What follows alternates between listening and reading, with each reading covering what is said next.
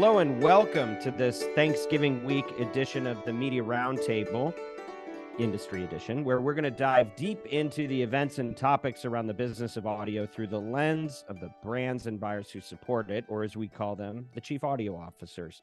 I'm your host, Dan Granger. We are sorry to miss James Cridlin, editor at Podcast Business Journal this week, but he'll be back with us soon. So we hope he's enjoying his travels. But I do have some very talented and expert fellow agents of influence with me. We have Stew Redwine, Jennifer Laine, and Spencer Semonson all coming in to share their views on some of the stories that we're going to go through today. So, guys, welcome. Glad to have you with the program this morning. Thank you. Great to be with the program. All right, couple stories that we're going to start with. Stu, I'm going to put you up first. There's an argument circulating. I've seen this one before. Maybe you have too, that less is more in ad copy. Can you share a little bit about what's been reported here?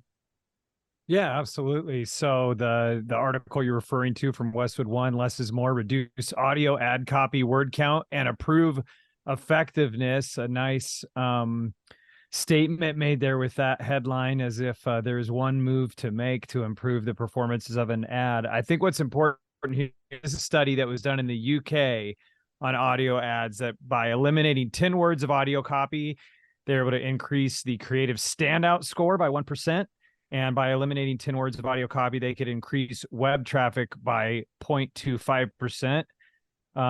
Rather small numbers on the face of it, but nevertheless an improvement.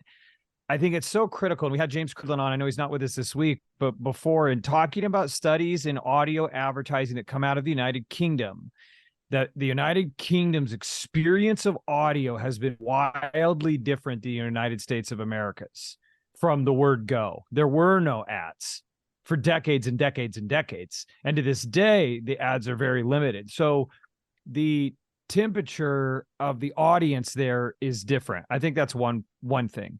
I think that I thought of in looking at this is they're saying less is more. Less words is more. Thomas Jefferson, right? Never use two words when one will do.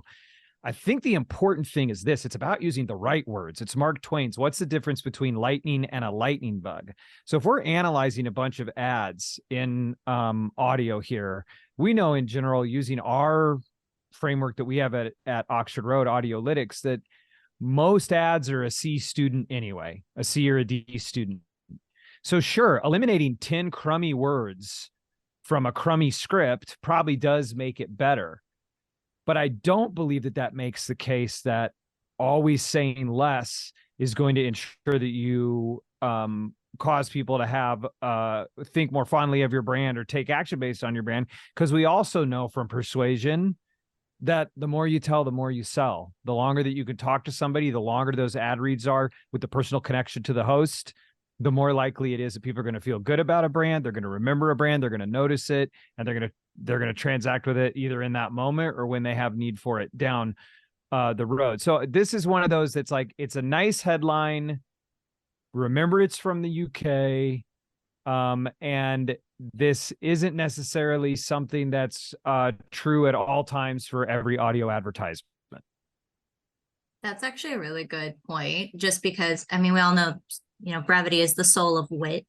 But when it comes to things more in line with influencer marketing or like the persuasiveness of audio, you really need that intimacy, and being quick and to the point doesn't always get you that. So yeah, branding, sure. If you want to get your message high reach, sure. Be quick with it, get to the point.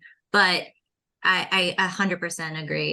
In podcasting or longer form, take the time, roll out your message, get what feels like added value to the read, and make it really your own.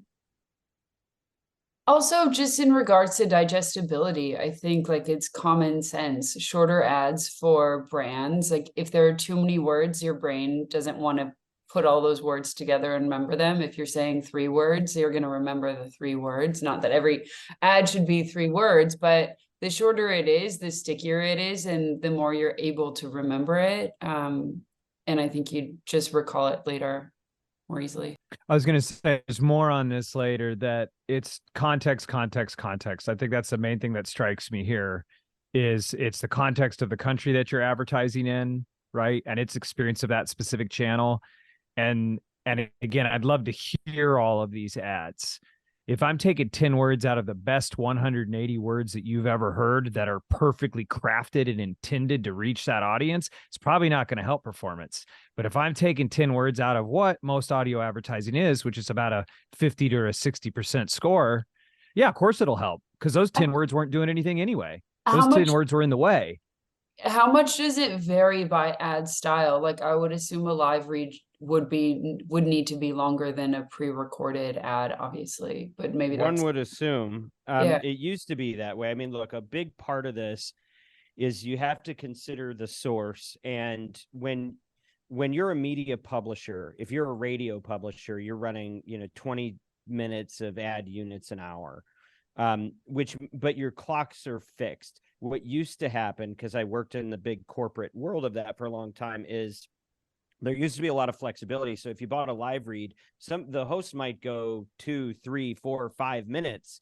And we have seen that throughout the history of podcast as well. You've got some shows that don't worry about the clocks, they just go. Well, the more corporate they get, and we saw this in radio, they start to cut those times down so that you've only got 60 seconds. And so if I'm in the business of selling media and I only have so many seconds or minutes per hour to sell, what do I want? I'm like a restaurant. I want to turn the tables over faster so I can get more, more people and more seats.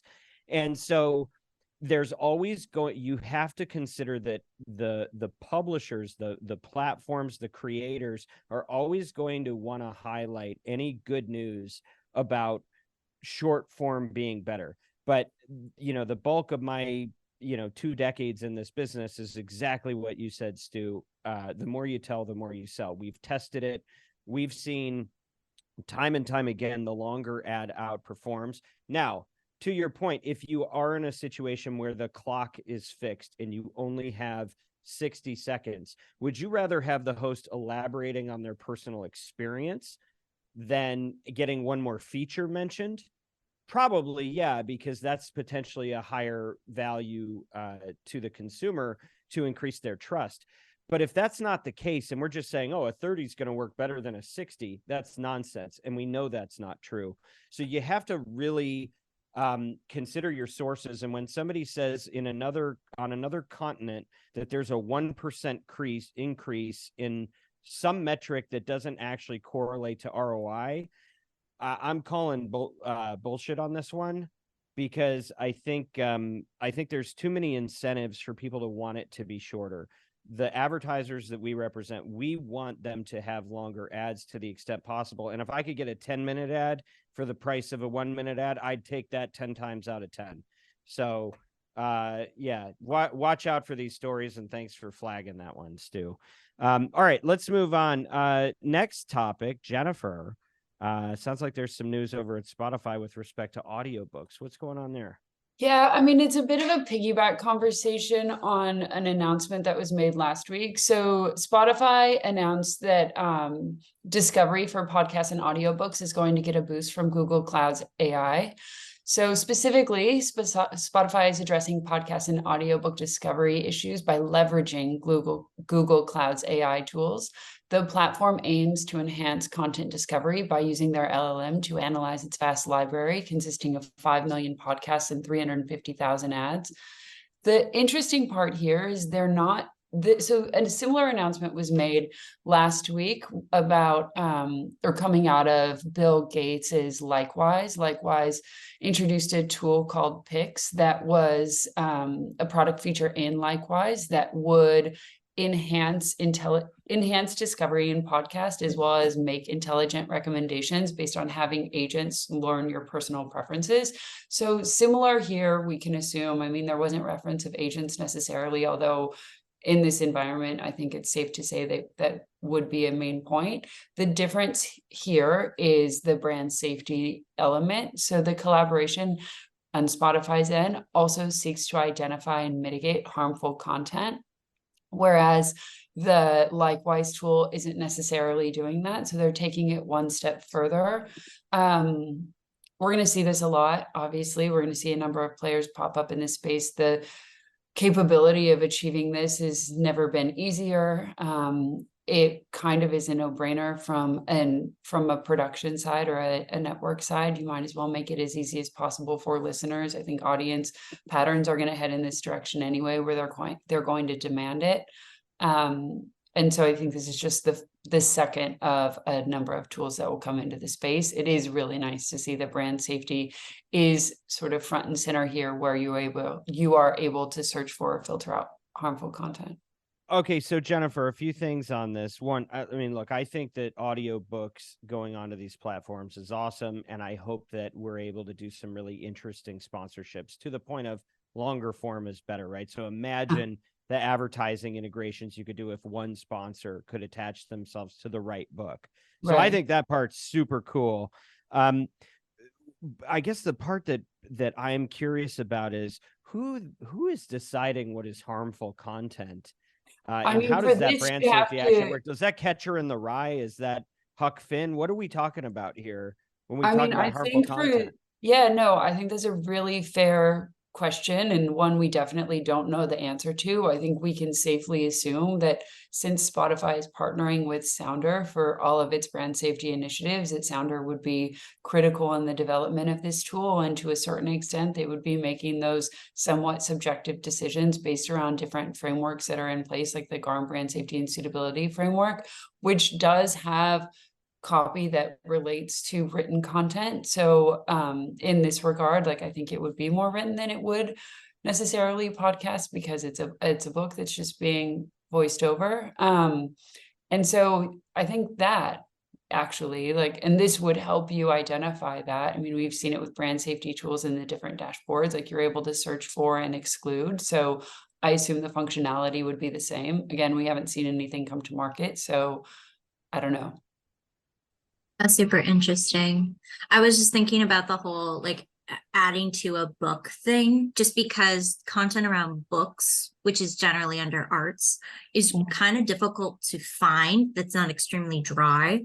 And there's always a need for it, especially in a B2B space or a parenting one, because that trends especially well with the female demographic. To the point about using AI discoverability tools, I'm glad that we're mining that a bit more, because I think all of the podcast apps and the audiobook apps at present aren't at the same level as video. And that's one of the main reasons that video has been able to scale, especially through YouTube.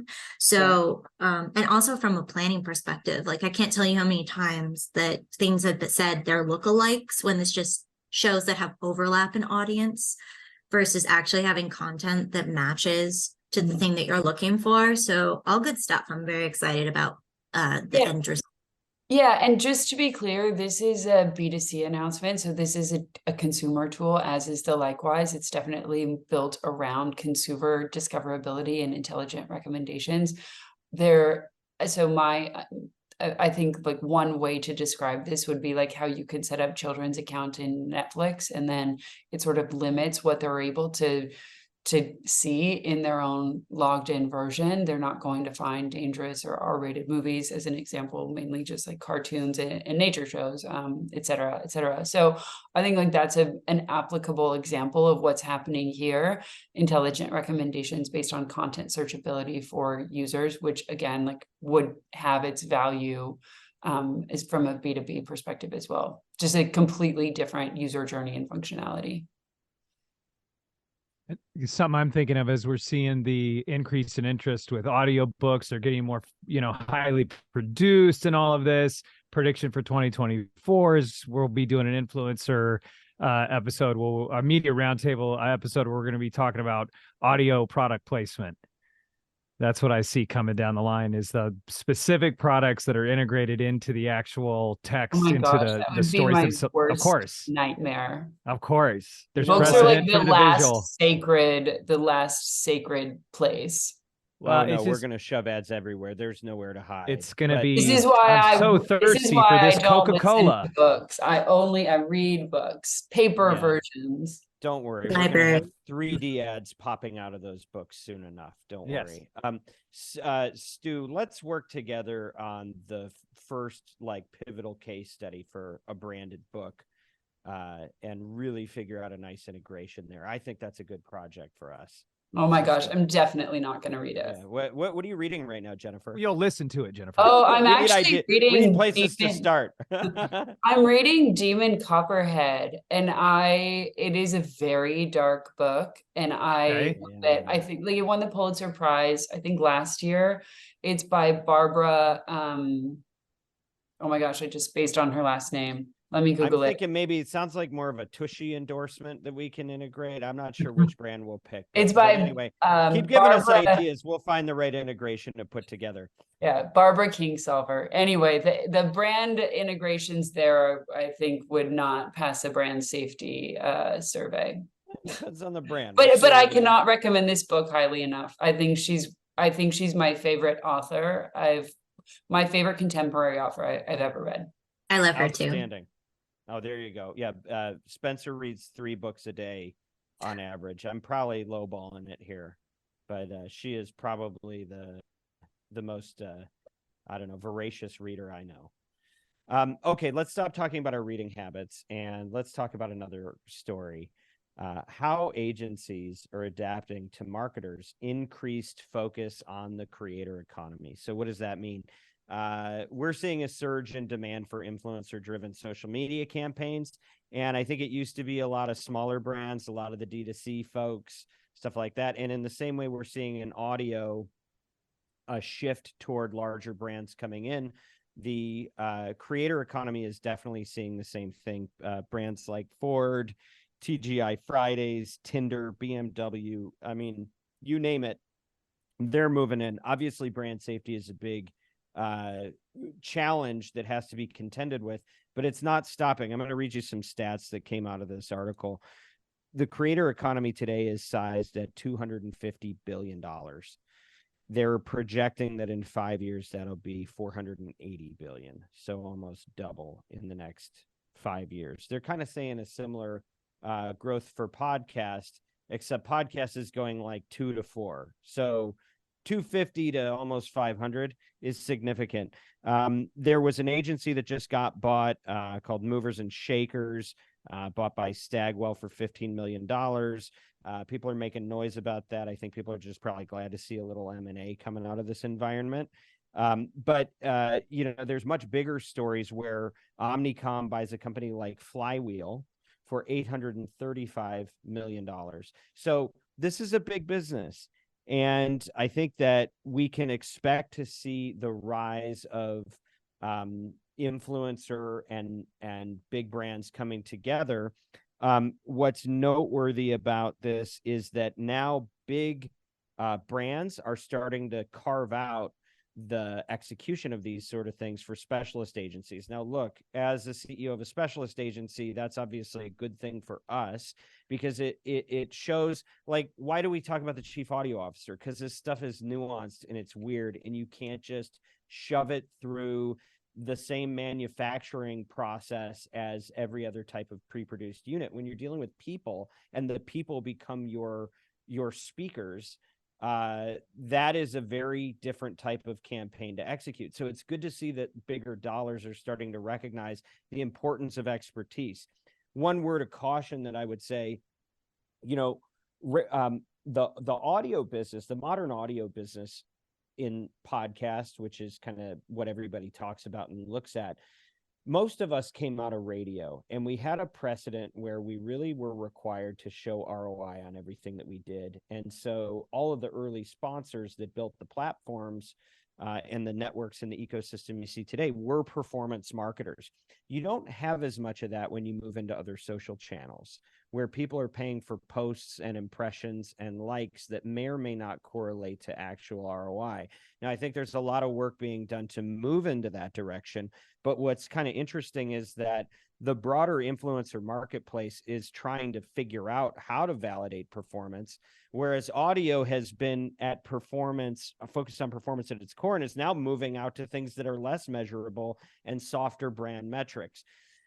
The important thing, if you're a brand, if you're a chief audio officer and you are trying to leverage specific capabilities in influencer is to make sure you do not lose sight of the metrics that got you there. And sometimes it's harder to do them reported. There are a lot of people buying impression only based campaigns and not trying to measure bottom of funnel performance. It's still possible. It's just hard. And so there's a lot of quote unquote, Sherpas that will show you the way on that. But I would advise anybody that's moving down that path to continue looking for parity with the ROI metrics you use in other channels. You don't have to suspend it there, even though it's not their forehand. But it's a good thing for the industry. I think the creator economy is incredibly fascinating. It was an economy that didn't really exist in a meaningful way a decade ago. And it's sort of been on a roller coaster ride with every new social platform that pops up, or every new platform that pops up that allows for creators to have a platform to monetize. I think we've seen sort of the rise and the fall of Twitch and the rise of podcasts, and continue to rise, and the creator economy has so many different shapes. I think the corner of the creator economy that is totally unrelated to what we're talking about, but also just shows the potential, is live stream shopping, in especially the emergence and importance of live stream shopping in China. There was a woman who just last week did a 1-day live stream shopping event, and she ended up making $18 million over the course of selling. And she was selling based on her following alone and how religious they are in sort of trusting her recommendations. And everything was on the screen for about a half second. You literally had barely enough time to look at it and to click through before she was moving on. Obviously, this hasn't really become something that's popular in the US yet, but when it comes to like the creator economy and potential advertising opportunity, it's like the gold star for what could be possible. And I think the ways that sort of the way that trickles down to the US economy and different international economies outside of China will be incredibly fascinating. Yeah, it's probably a series for us to just talk about the relationship between our core focus on audio and where does the line begin and end with influencer, and what are the differences in approach if you're trying to use that platform. Like one of the things I was reading about over the weekend was the revenue streams that are coming out of influencer platforms that have nothing to do with advertising. And I saw instances where some people are making 30 cents per subscriber to their YouTube channel per year. Some people are making as much as $10 per subscriber on their influencer channel. It is an unbelievably large and influential business. We probably just couldn't talk about it enough. So to be continued on that specific subject. Sorry, one quick edit. It wasn't in 24 hours, it was in 7 days, and it was $18.7 million. But yeah, I think it is definitely a standalone episode, because it's not necessarily just how to do it with advertising, but like the different ways to monetize the channel based on channel, and that are sort of cross channel opportunity. Awesome. Okay, so next story sounds like there's some new data around what genres podcast listeners are gravitating towards. Spencer, do you mind filling us in on that? Yeah, it's the Spotify podcast trends report that just came out. And I know we're all very busy, so we all haven't read it, but I did. So here's the things that I actually found quite interesting within the report. Americans have been prioritizing comedy podcasts this year, and that's not that surprising. We've seen that year over year as true crime has gone down, but 35% are spent with comedy, which is double the second place winner of lifestyle and society and culture. Globally, parenting has gone up 88% year over year, an increase, and a 72% boost in business and tech news. And then there's also a lot of content around personal growth and self-improvement. And then also the thing that I thought was really interesting is that listening among 45 and older saw the strongest growth, with a 50% uptick in the US and notable increases in Europe. I'm not super surprised about comedy going up, because it's often intertwined with interview-based fare, and that is probably mostly based in the fact that video is continually rising, because it just works with comedy and interview. You don't have as many like hard facts that you have to continually pay attention to throughout, and it's not in like a journalistic endeavor that has a thread throughout. I think a lot of people have been on the fence in testing comedy due to like brand safety concerns, but with the amount of brands that are now testing into the genre, I think the ROI capabilities and penchant for long-term growth are more important than that aspect of the buy. And I'm also not really that surprised by self-improvement and mental health content rising, because I have done multiple internal reports looking through the content that works the best for our clients. And that's a thread through every genre, from sports to true crime to society and culture, and even leisure. Sorry, Spencer, I want to clarify with you. Are you saying there is no correlation between which genres perform the best for brands and which genres are getting the most consumption? Or are you saying there is a correlation? I'm saying that for specific to comedy, that correlates well to video. But yes, when it comes to certain threads that just work better content wise, it really doesn't matter on the genre. So say you have a brand and their main focus is either on a product that self-improves, a product that helps your mental health, or a product that targets a very specific demo. If you just look at that humanistic thread, a lot of times it really doesn't matter where you place your dollars. And then I definitely want to speak more to the 45 demo. I just find that really astonishing. And I know we talk a lot about how radio is on the way out and it's dying, which is a lie. But when you talk about its positive aspects, the main thing you always talk about is the fact that it contains an older demographic, and that's generally where the higher household income is, unless you pivot to educational content. And the fact that that's growing in podcasting is just another great boon to podcast spending. I think we're seeing that as the brands come in to actually spend their dollars versus straight DR. Well, I think it has to happen. And one of the things with podcasting is that it is peculiar in how many people it doesn't get that are under like 24, right?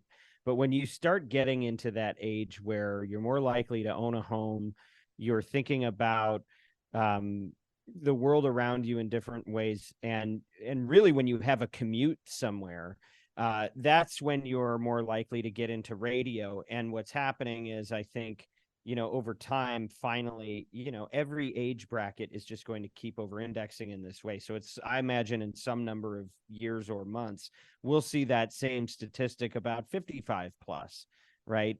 It's going to have to keep growing. They're just going to have to get sick and tired, and the ease of use has to keep increasing for seniors to be able to use the platform. But there's no question that that's the future, is that the people that are getting the lion's share of AM FM radio listenership are going to continue to move on to streaming audio and podcast. The other thing I just want to share on this article that I thought was interesting is, look, why would those two genres, comedy and growth or business or personal development, why are those the ones? It could be, I mean, look, we have to allow that this is a Spotify report, and because they have algorithms that can kind of, there could be self-fulfilling prophecy if they wanted there to be. I'm not saying there is, but it could be unique to that platform. However, it would make sense to me that after the last few years we've all been through, people are kind of cynical right now and they need an escape. And I think that explains a lot of the comedy. I would also say that everybody working in the private sector right now is feeling more pressure than they were a couple years ago. And so that would, I think a lot of us had to like put on our clothes again, leave the house, and like go out there and start pounding the pavement a little more than we used to. People got to sing for their supper again. And so it's a good time to be doing self-improvement. Let's also remember that we're now just going into an election year. And I think that's going to start swinging it back a little bit further towards news and society and culture. Well, but also I think if you think about those two genres specifically, they're really personal, and a lot of trust has to exist. And so like if you're listening to a comedian, like you actually really trust them to tell you the truth, and you trust that they understand you because their jokes relate to you. Otherwise you wouldn't be listening to them. And with personal growth, like you're trusting them to sort of shape your life. And like it's different with true crime or with sports, or like there isn't that level of sort of like intimacy and trust that exists in those two genres. And I actually think that that's a factor here as well. All right, so tell me if you've ever heard of any of these companies. Indeed, Shopify, NetSuite, Headspace, Quip, Theragun, Postmates. You know, I'm not only the host of the Media Roundtable, but also CEO of a company called Oxford Road, and we are the world's leading independently owned and operated audio ad agency. And what that means is that we help great companies, many that you have probably heard of on some of the other podcasts that you listen to. We help them test and scale campaigns in audio channels, with podcast being one of those leading channels. Some of the work that we do includes media planning and buying, as well as analytics, attribution, and insights. And we also have a very special way that we deal with creative and copy generation. We have our own proprietary process called Audiolytics that allows us to score ads for their persuasiveness. If you're looking to be involved in audio and you want a partner that can help work with you to make sure that you achieve unprecedented ROI and massive scale, you should get in touch with us at Oxford Road. And by the way, the only reason that we're able to do the work of the Media Roundtable is because we have a great team at Oxford Road that supports us and makes it possible. So, you know, what we're doing is not just a podcast, but we're really trying to help brands live out their values and balance that with their business objectives, which is an increasingly hard thing to do in this world of misinformation and malice that's infecting so much of our media. But at Oxford Road, we don't want to just broker this stuff. We want to impact the industry for good. We want to raise the bar on what gets created. And Oxford Road is helping make that possible through the Media Roundtable. So if you're somebody that's interested in working with an ad agency or a partner on this type of work for your advertising campaigns, go to oxfordroad.com. It's easy to spell. And get in touch with us, or at least just sign up for our free newsletter, The Influencer. That's oxfordroad.com.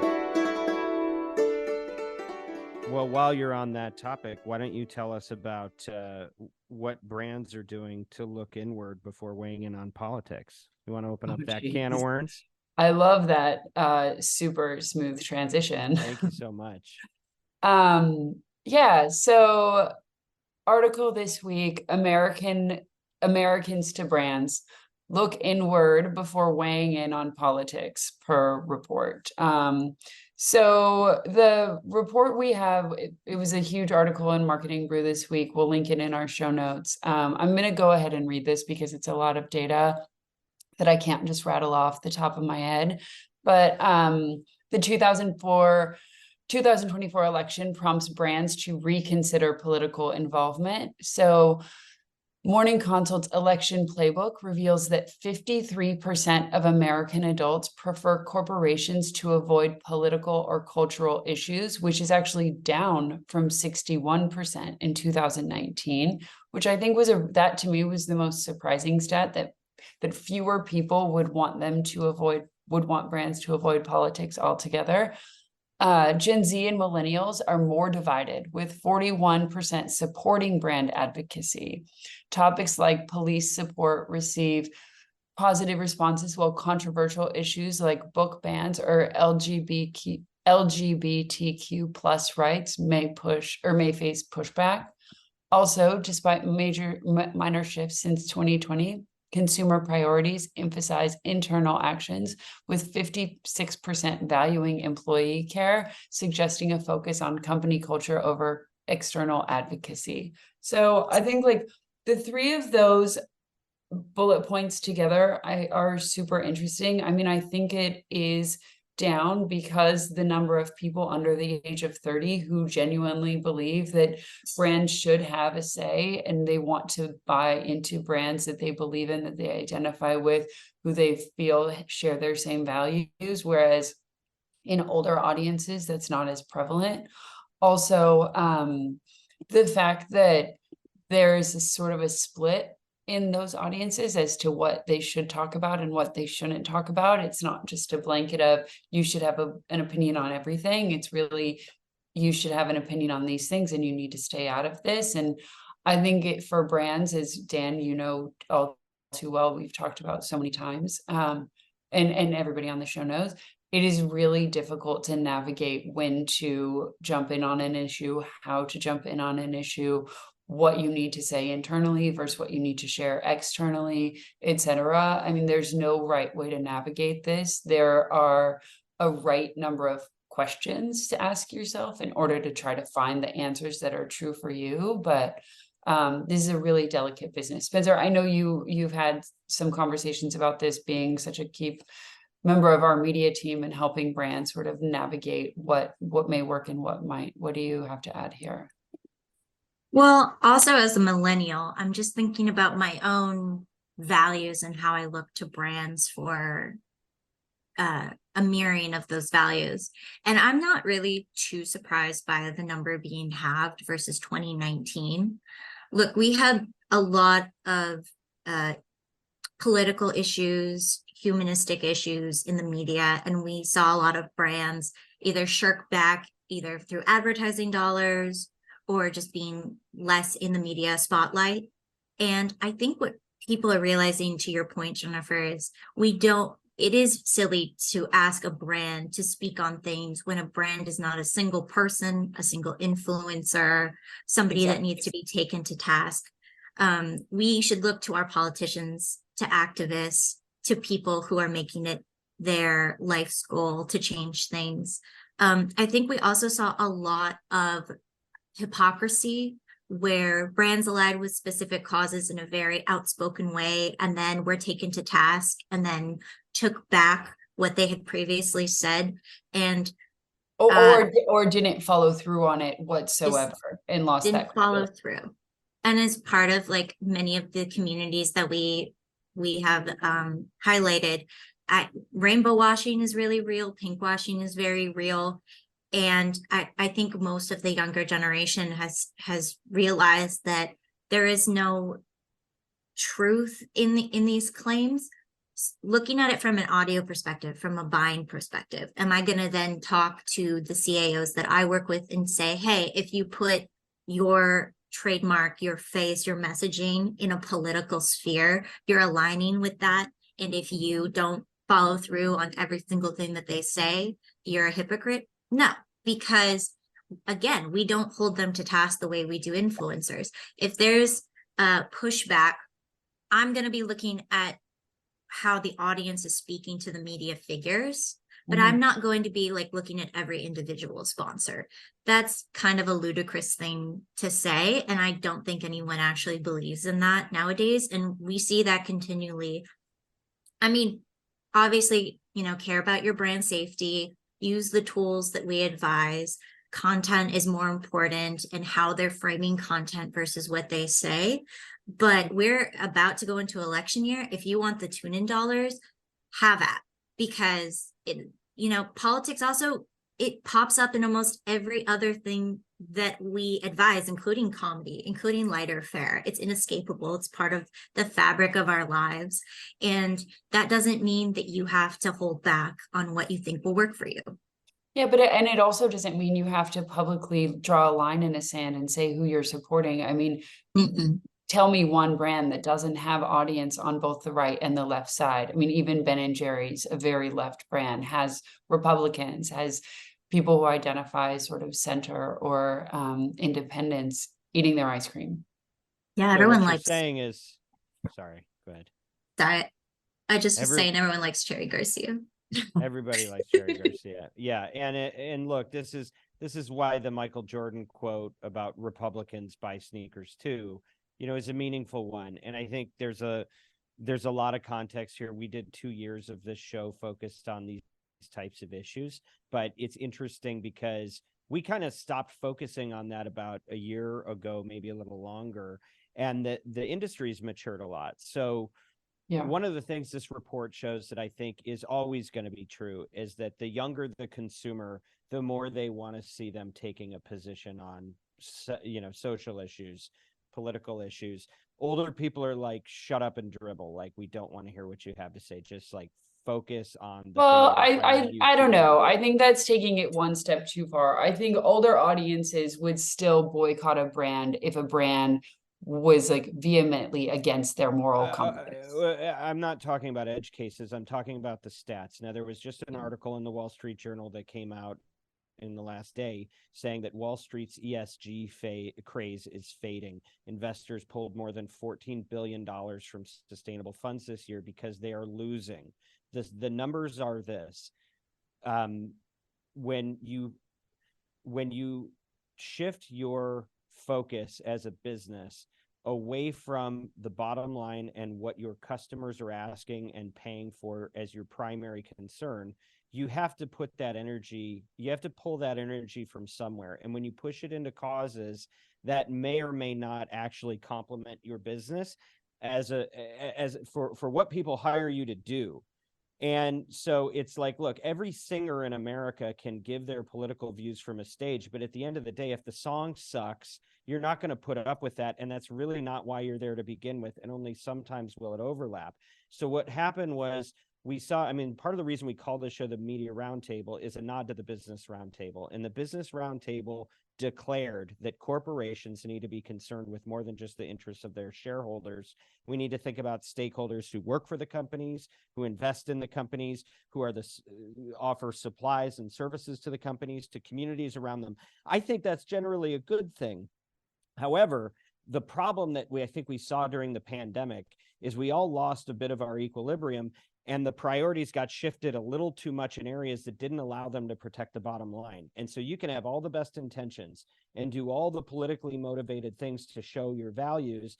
And at the end of the day, if it's not helping the bottom line, you're going to be limited in your ability to do that. That's why I really love the Howard Schultz quote from Starbucks, where he says the price of admission for being a values-based business is financial performance. So bottom line has to stay the bottom line. If you want to make a difference on anything, I also think we saw a lot of opportunistic companies trying to leverage the sentiment at the moment that they knew they were things that were politically acceptable to say in public that would get people going, yeah, you're on the right team.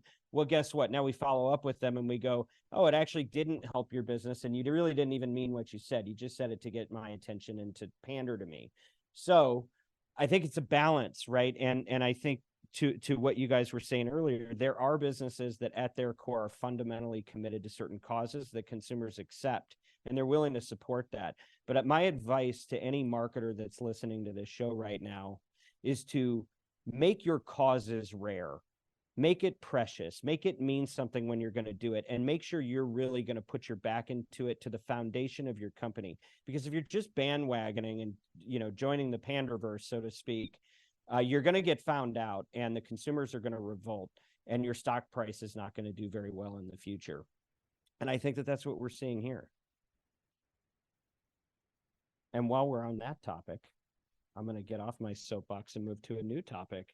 It's actually a cousin of the one we were just on, which is the case against brand safety. The case against brand safety. Now, you are listening to the one show that is ground zero for brand safety and suitability exploration in the audio space. So why are we talking about the case against brand safety? Well, there has been some information coming to the forefront in a number of circles about how there are media layoffs attributed to advertisers distancing themselves from content.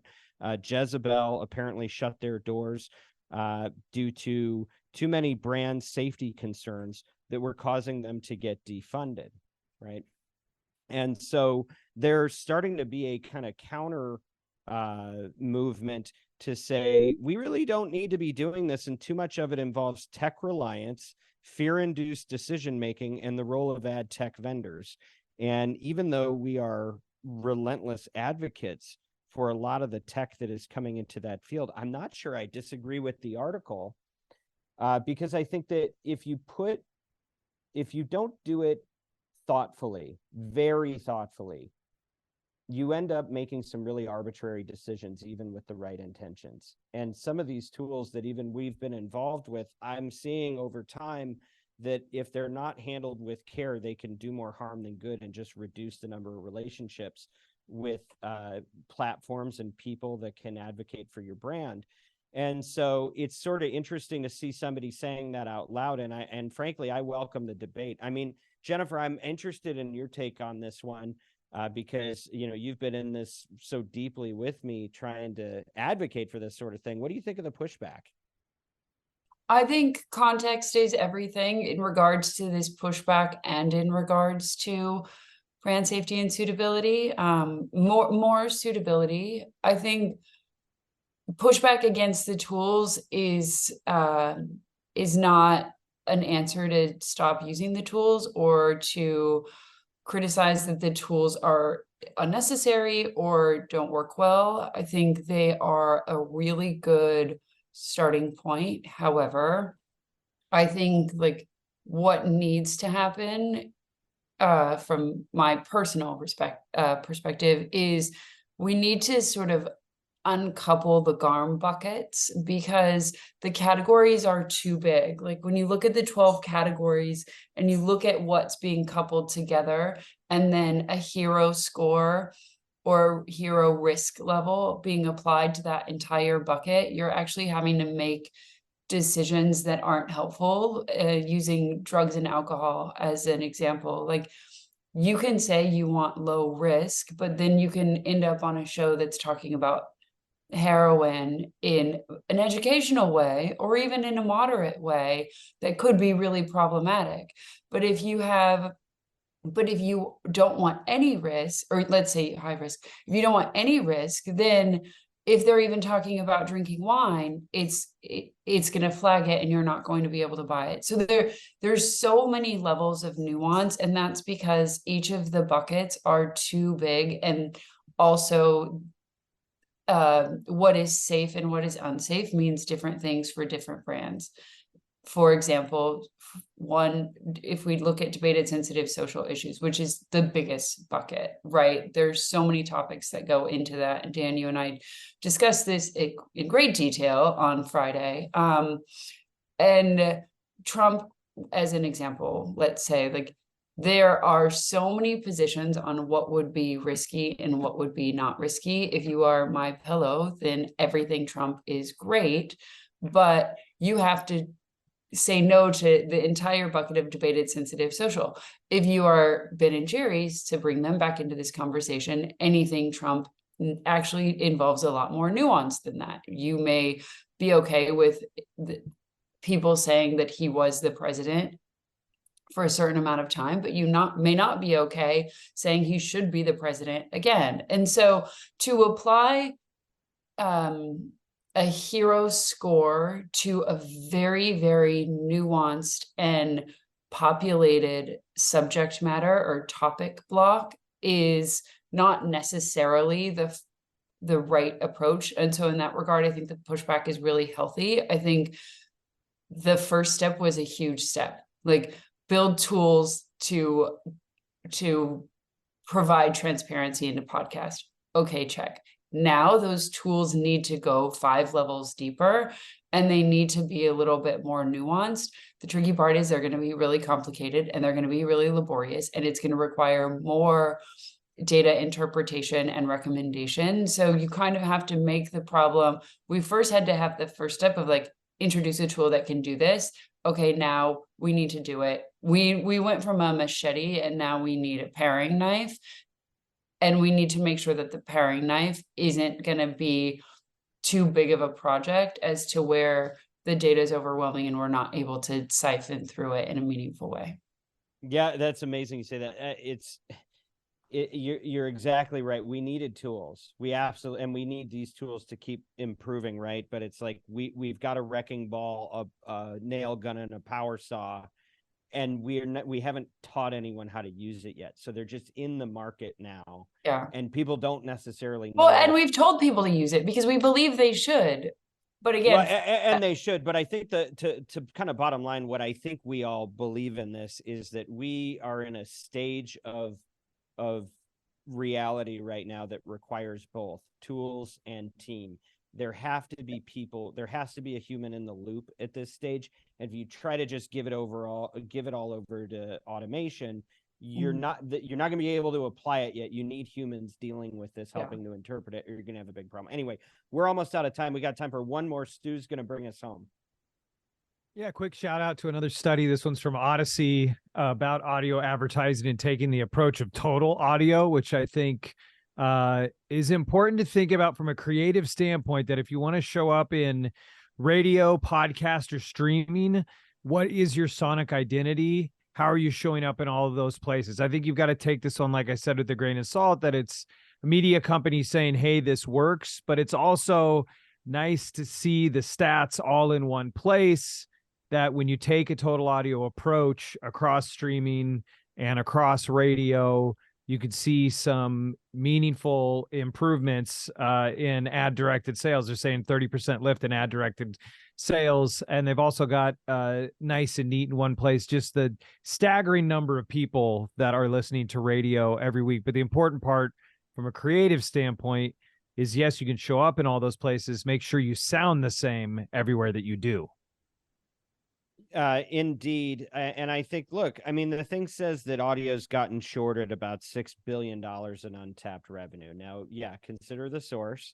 That being said, look, we work in this business. We know that pound for pound, an audio impression to a consumer has more impact to influence human behavior than potentially any other channel. Definitely it's on the short list among the top. So why is it that we have 20% of a consumer's media time and only 10% of the ad revenue? Because it's hard to use, and it's undervalued. So whether or not that just means buy more other audio channels, I wouldn't say that. Same thing as we're talking about with brand safety. You have to know how to use the thing. It's not for everybody to just go out and run indiscriminately, because it's complicated to execute. But if we can help people remove the barriers to entry and remove friction in the buying and the measurement of it, certainly it is an undervalued asset, for sure. So with that, I just want to bring us to a close here, and I want to say thank you to a number of people. This is the week of Thanksgiving, and I'm grateful to a lot of people, especially you guys. You guys have given so much for the show this year. Jennifer, Spencer, Stu, Haley. I want to shout out Bianca, Mary Jane, Everett, Scott, Kyle, the team at Podcast One, and the whole team at Oxford Road. You know, we could not do this if the team at Oxford Road wasn't helping us, whether you hear them chime in once in a while on the show, or whether they're behind the scenes just keeping the agency going so that we can continue to put thought leadership content into the world. It's very important to us. I want to also do a couple special thank yous. I think we made a lot of movement this year for the cause of audio, bringing together the chief audio officers. That wouldn't have been possible this year if it weren't for the supportive groups like Spotify, Seeker, Wondery, SiriusXM. We have some incredible clients. I can't name them all, but people that really helped us make all of this content possible just by working with us. Shopify, NetSuite, Oracle, Norton LifeLock, Indeed, Blinds.com, ZocDoc, Tommy John, Bambi, Babbel, National Debt Relief. The list goes on, and we can't thank everybody. And of course, so many of the publishers that continue to support the industry and try to take it to the next level, whether that's Pandora, SiriusXM, or Audio Boom, Wondery, Midroll, Odyssey, Westwood One, New York Times, Acast. It takes a lot of people to make this all work. And I'm just grateful for everybody's support. I think it's been a great year for the industry, and I'm really excited about what's going to happen next year. So happy Thanksgiving, everybody. And as always, influence responsibly.